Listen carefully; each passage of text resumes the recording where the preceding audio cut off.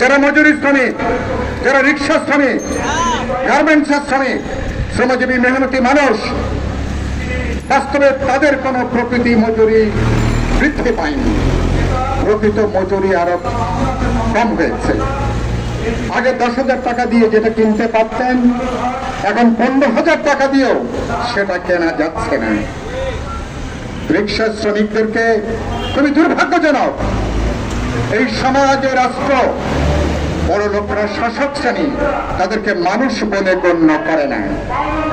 তারা আশরাফুল মখলুকাত, অন্য সবার মতন তাদের মানবিক চাহিদা আছে, গণতান্ত্রিক চাহিদা আছে, তারা মান সম্মান ইজ্জত নিয়ে তারা বসবাস করতে চায় পরিবার নিয়ে। এটা ধনীরা, বিত্তবানরা, আমাদের সরকার শাসক শ্রেণী তারা এটা এখন আর মনে করে না। ভোটের অধিকার না থাকাতে সবচেয়ে ক্ষতিগ্রস্ত হয়েছে গরিব মানুষ। ভোটের অধিকার ছিনতাই হওয়াতে সবচেয়ে অধিকার বঞ্চিত হয়েছে শ্রমজীবী মেহনতি মানুষ। তারা আরো নিঃস্ব হয়েছেন, তারা আরো গরিব হয়েছেন, তারা আরো ক্ষমতাহীন হয়েছেন।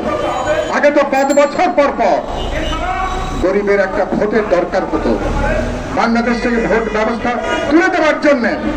এখন শ্রমিক, শ্রমজীবী মেহনতি মানুষের এই সমাজে, রাষ্ট্রে, বড় লোকের কাছে তাদের আর কোনো গুরুত্ব নেই, কোনো মর্যাদা নেই। রাজনৈতিক দলগুলো তাদের সভা সমাবেশে রিক্সা শ্রমিকদেরকে জমায়েত করেন, তাদের মিছিলের সমাবেশে, কিন্তু রিক্সা শ্রমিক সহ শ্রমজীবী মেহনতি মানুষের অধিকার তারা দিতে চান না। তাদের গণতান্ত্রিক অধিকার তার পক্ষে তারা অবস্থান তারা গ্রহণ করেন না। ওদেরকে তারা ক্ষমতায় যাওয়ার সিঁড়ি হিসাবে এখন তারা ব্যবহার করতে চান। ফলে ভোট না থাকাতে গরিব আরো গরিব হয়েছে, আরো নিঃস্ব হয়েছে, আরো ক্ষমতাহীন হয়েছে। এই কারণের জন্য আমি বলেছি সমাজের সমস্ত কিছুর দাম বেড়েছে, শ্রমজীবী মেহনতি রিক্সা শ্রমিক তাদের দাম কমেছে, তাদের মূল্য কমেছে। কিন্তু তারাই তো দেশটাকে তারাই চালিয়ে রেখেছে। শ্রমিক যদি কলে কারখানায় না যায়, যদি মজুরি শ্রম না করে, তাহলে বড় লোকের তো কোনো ফুটানি চলবে না। এই ঢাকা শহরে 2-2.5 কোটি মানুষের মধ্যে 50% বেশি সরাসরি শ্রমজীবী মেহনতি মানুষ। তাদের খাবার ব্যবস্থা নাই, বাসস্থান নাই, তাদের উপযুক্ত চিকিৎসা, শিক্ষার কোনো ব্যবস্থা নাই।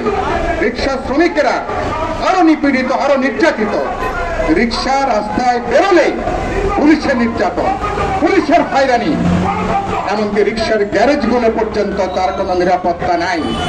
সবার জন্য রেশন আছে, সামরিক বাহিনী, পুলিশ, বিজেপি সবাই রেশন পায়, কিন্তু শ্রমজীবী মেহনতি মানুষ তাদের জন্য রেশনের কোনো ব্যবস্থা করা হয় নাই।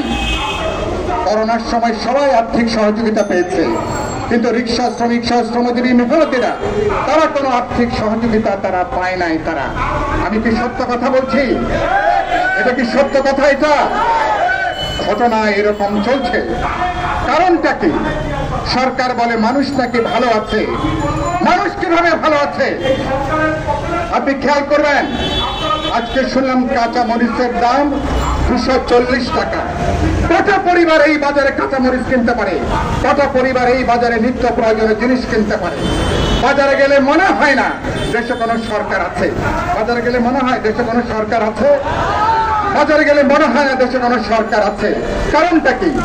পুরোটা সিন্ডিকেট, মুনাফাখোর, চাঁদাবাজ ব্যবসায়ীরা পুরোপুরি বাজার তারা নিয়ন্ত্রণ করে। প্রতিদিন আমার আপনার পকেট থেকে, ভোক্তাদের পকেট থেকে হাজার হাজার কোটি টাকা ওরা আত্মসাৎ করে, এবং এই টাকার ভাগ উপর থেকে নিচ পর্যন্ত সব জায়গায় এটা বিলি বন্টন করা হয়। এই কারণের জন্য বাজার কোনো নিয়ন্ত্রণ হয় না। দেশে একটা নৈরাজ্য চলছে। সরকার দেশ চালাতে পারছে না, কেউ সরকারের কথা শুনছে না। এরা বলছিল না 7 জানুয়ারি পরে সরকার গঠনের পরে 100 দিনের মধ্যে বাজার তারা নিয়ন্ত্রণ করবে। এখন 5 মাস পর হয়েছে, বাজার কি নিয়ন্ত্রণ হয়েছে? 5 মাস পর হয়েছে। এই সরকার তারা কি দেশ চালাতে পারছে? তারা দেশ চালাতে পারছে না। বললেন কি দুর্নীতির ব্যাপারে তারা 0 টলারেন্স দেখাবেন, বলেন নাই? তারা দুর্নীতির ব্যাপারে সরকার নাকি 0 টলারেন্স দেখাবে। গত 5 মাসে দুর্নীতি কি কমেছে না বেড়েছে? দুর্নীতি বৃদ্ধি পেয়েছে, আগের সময়ের তুলনায় দুর্নীতি অনেকখানি বৃদ্ধি পেয়েছে। ঘটনা তো দেখছেন, কেবলমাত্র পুলিশের সাবেক প্রধান বেনজিরে তার যে রূপকথার কাহিনীর মতন তার যে সম্পদের খতিয়ান বেরোচ্ছে, ব্যাংকের হিসাব বেরোচ্ছে, এবং শুধু বাংলাদেশে না, গণমাধ্যম বলছেন পৃথিবীর বিভিন্ন দেশে বেনজির নাকি তার অর্থ সম্পদ গড়ে তুলেছে, সেখানে নাকি বিনিয়োগ সেখানে করেছে আজকে। এবং এরা এই সমস্ত দুর্নীতিবাজরা, বেনজির কি একা? বেনজির একা কিনা? বেনজিরের মতন শত শত মানুষ, শত শত দুর্নীতিবাজ, দুর্বৃত্ত, মাফিয়া, এরা পুরো বাংলাদেশকে বাস্তবে এরা আজকে জিম্মি তারা এখানে করে ফেলেছে। সরকার, মার্কিন যুক্তরাষ্ট্র যখন র্যাবের 7 জনের বিরুদ্ধে নিষেধাজ্ঞা দেয়, স্যাংশন দেয়, তার ভিতরে বেনজিরের নাম ছিল।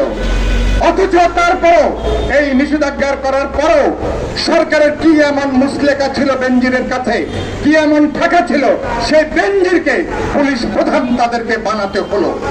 এরকম একজন স্যাংশন খাওয়া, নিষেধাজ্ঞা খাওয়া ব্যক্তিকে সরকার পুলিশ প্রধান বানিয়ে দুর্নীতিকে প্রাতিষ্ঠানিক পর্যায়ে তারা উন্নীত করেছে। রাষ্ট্রের কাজ হচ্ছে কি? ছোটকালে শুনতাম রাষ্ট্র, সেখানে যারা ভালো মানুষকে সুরক্ষা দেবে, দুর্নীতিবাজকে রাষ্ট্র সেখানে ধরবে। গোটা রাষ্ট্র আজকে দুর্নীতিবাজদের বাস্তবে একটা আড্ডাখানা এটা পর্যবেসিত হয়েছে। এবং এরা তারপরে আজিজের কথা শুনলেন, সে আজিজের ব্যাপারে মার্কিন যুক্তরাষ্ট্র এখন নিষেধাজ্ঞা দিয়েছে। আর আমার লজ্জায় দুঃখে মাথা হেট হয়ে যায়, সরকার দলের এমপি সেখানে তিনি ভারতে যে তিনি নির্মমভাবে নিহত হয়েছেন, এই নিন্দা আমাদের, এই মৃত্যু আমাদেরকে স্পর্শ করেছে। চরম কঠিন পাষাণ হৃদয়কেও তার এই মৃত্যু স্পর্শ করেছে। 80 টুকরা নাকি তার লাশকে নাকি করা হয়েছে। খুবই দুর্ভাগ্য, আমার একজন আইন প্রণেতা, আমার একজন সংসদ সদস্য ভারতে যে হত্যাকাণ্ডের শিকার হচ্ছেন এবং তার লাশ 80 টুকরা করে বহু জায়গায় নাকি তাকে ছড়িয়ে দেওয়া হয়েছে। গণমাধ্যম প্রকাশ করেছে আনারের মাংসের টুকরা খোঁজার জন্য পুকুরের মধ্যে জাল ফেলা হচ্ছে। হাড্ডি আর মাংসের টুকরা বের করার জন্য ভারত আর বাংলাদেশের গোয়েন্দাদের রাতের ঘুম তাদের হারাম হয়ে গেছে। তারপরে শুনলাম বাথরুমের কমোডের মধ্যে নাকি ফ্লাশ করে সেই মাংস ফ্লাশ করে নাকি সেটা দেওয়া হয়েছে। 4 কেজি নাকি সেখানে মাংস পাওয়া গেছে। কি দুর্ভাগ্য! এবং এটা শুধু ভারত বাংলাদেশে না, সারা দুনিয়াব্যাপী গণমাধ্যমের এটা এখন একটা প্রধান খবর। বাংলাদেশের একজন এমপির 80 টুকরা লাশ করে সেটাই লাশ খোঁজার জন্য এখন পুকুরে পুকুরে জাল ফেলা হচ্ছে। এখন সেখানে বাথরুমগুলো চেক করা হচ্ছে, লাশের বা হাড়ের কোন টুকরা পাওয়া যায় কিনা। এই যদি একজন আইন প্রণেতার নিয়তি হয়, কারা এদেরকে তৈরি করেছে? আনারকে কারা তৈরি করেছে? বেনজিরকে কারা তৈরি করেছে? আজিজকে কারা তৈরি করেছে? এই বর্তমান সরকার এদেরকে তৈরি করেছে। এই সরকার এবং এই সরকারি দল এই বেনজির, আনার এবং আজিজের এদের যে দুষ্কর্ম কুকর্ম তার দায়িত্বভার ওরা কি এড়িয়ে যেতে পারবে? ওরা এই দায়িত্বভার অবশ্যই সরকার এবং সরকারি দলকে বহন করতে হবে। এখন বলছে কি দায়িত্বটা ওনাদের ব্যক্তিগত দায়িত্ব। আরে বাবা, একটা সেনাবাহিনীর প্রধান, যে সেনাবাহিনী আমাদের মর্যাদার গৌরবের, সেই সেনাবাহিনীর প্রধান হিসাবে সেনাবাহিনীকে তার মর্যাদাকে ভুলণ্ঠিত করেছে, তাকে বিব্রত করেছে। ইন্টারন্যাশনাল পিস কিপিং ফোর্সে বাংলাদেশের লক্ষাধিক সেনাবাহিনী সেখানে কাজ করে। সেনাবাহিনীর প্রধান যখন স্যাংশন খায়, যখন নিষেধাজ্ঞা খায়, তখন লজ্জায় কি আমাদের মাথা দেখানো যায় কোথাও? মাথা আমাদের হেট হয়ে যায়। এবং এই গত 15 বছর ধরে একটা অবৈধ কর্তৃত্ববাদী গায়ের জোরের সরকারকে ক্ষমতায় রাখতে যে সরকার এদেরকে যথেচ্ছাচার করবার সুযোগ করে দিয়েছে। এদের চুরি, দুর্নীতি, লুটপাট বা দুর্বৃত্তায়ন, এমনকি রাষ্ট্রীয় সন্ত্রাস থেকে শুরু করে এমন কোন অপকর্ম নাই যার সরকার পরোক্ষভাবে এদেরকে সরকারকে ক্ষমতা রাখার বিনিময়ে পুরস্কার হিসাবে এদেরকে যা খুশি করবার সুযোগ করে দেওয়া হয়েছে। কোন সভ্য গণতান্ত্রিক, কোন মানবিক, জনগণের প্রতি দায়বদ্ধ কোন সরকার, কোন